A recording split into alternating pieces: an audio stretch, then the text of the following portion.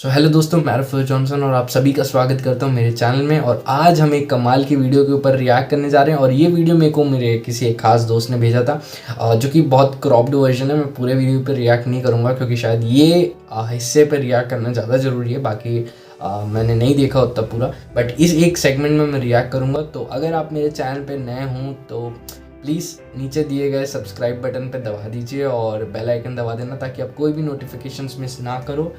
तो चलिए शुरू करते हैं ये video without any further delay.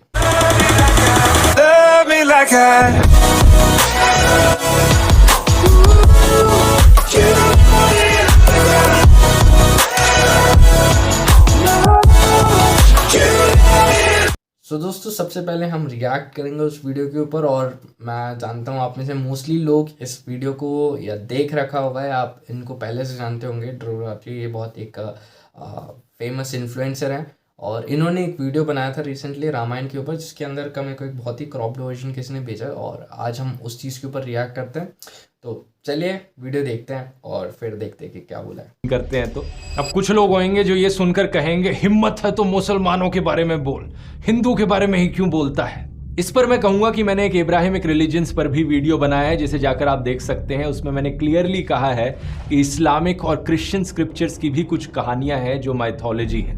Even though profit Mohammad और जीसस क्राइस्ट हिस्टोरिकल फिगर्स हैं, लेकिन जो मिरेकल्स की कहानियां इनसे अटैच करी जाती हैं वो हिस्टोरिकल नहीं है। ना तो साइंटिस्ट ना ही हिस्टोरियंस उन्हें सच मानते हैं। तो ये सिर्फ मेरी पर्सनल राय नहीं है। चाहे ये जीसस क्राइस्ट की कहानी हो कि कैसे उन्होंने पानी को वाइन में बदल दिया, या फिर प्रॉफिट मोहम्मद की कहानी कि कैसे उन्होंने चांद को अपनी तलवार से 2 हिस्सों में बांट दिया, या फिर भगवान हनुमान की कहानी कि कैसे उन्होंने सूरज को निगल लिया। ये सब माइथोलॉजिकल कहानियां हैं। साइंस और हिस्ट्री में इनकी कोई जगह नहीं है।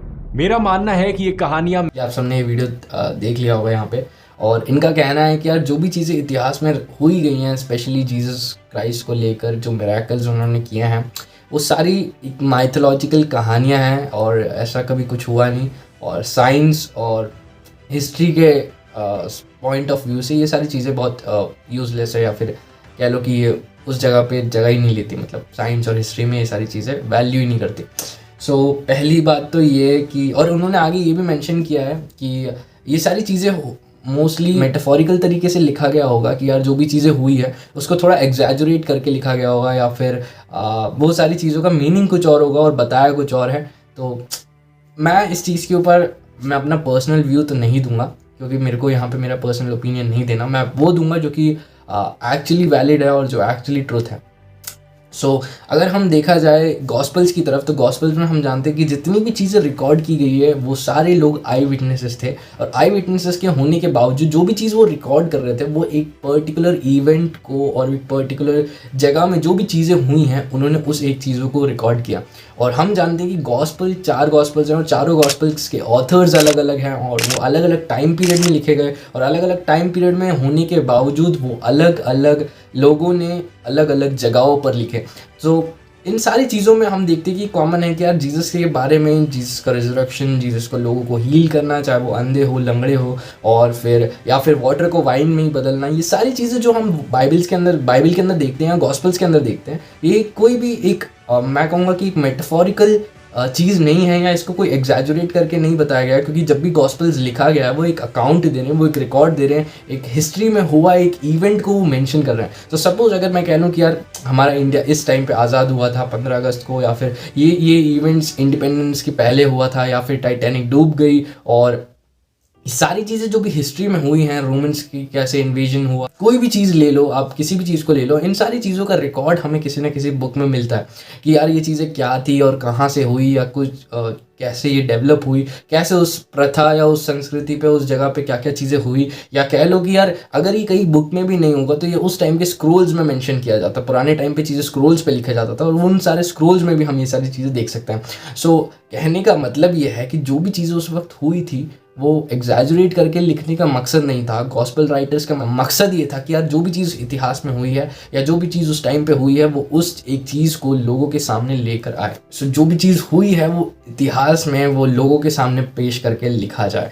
या मैथ्यू का गॉस्पेल उठा लो, या फिर लूक, मार्क, जॉन, ये सारे अलग अलग ऑथर्स हैं, अलग अलग टाइम पीरियड में लिखे गए हैं, और इन सारे गॉस्पल्स के अंदर हम जीसस का एक मिराकुलस फिगर देख सकते हैं, ना कि बाइबल के अलावा ही नहीं, बाइबल के बाहर भी जब हिस्टोरियंस मेंशन करते हैं तो हम वहाँ पर भी ये चीज़ें देख सकते हैं कि यार यीशु मसीह चमत्कार के काम जो था वो करता था, या मिराकल्स या हीलिंग्स जो थे वो करता था।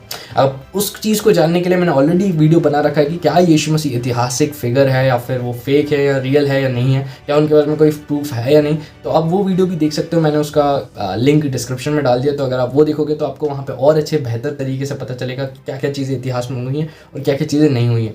तो अगर आपको एक वीडियो में दिलचस्पी है कि यार क्या गॉस्पल्स एविडेंट है, क्या गॉस्पल्स जो भी लिखी गई हैं वो सच है या एक काल्पनिक चीज़ है, तो अगर आपको इसके बारे में और जानना है तो नीचे आप कमेंट जरूर करें, मैं उसके ऊपर एक स्पेशल डेडिकेटेड वीडियो बनाऊंगा। फिलहाल के लिए इतना ही। चैनल में आए हो तो प्लीज़ सब्सक्राइब कर देना, लाइक कर देना और आपका फेवरेट पार्ट कमेंट करके बता देना। फिर मिलते हैं नए वीडियो के साथ, तब तक के लिए बाय।